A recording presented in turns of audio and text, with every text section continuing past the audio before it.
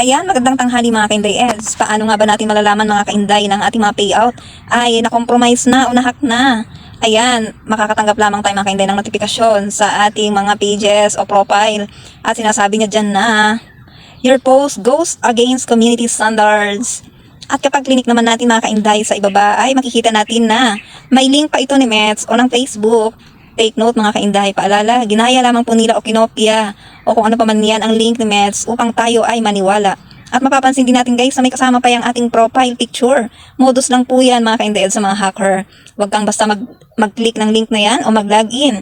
Sapagkat kapag tayo ay mag-login, makukuha na nila ang ating mga payout information. So yan, sa paraan na yan mga kainday ay mapapalitan na nila ang dating payout method natin. Kung dati ay bangko ang iyong inilagay, magtaka ka na lang mga kainday kung makita mo isang araw na iba na ang payout nito. So yan mga kainday, yan ang palatandaan na na-hack na o na-compromise na ang ating mga payout. So mag-ingat tayong lahat mga kainday.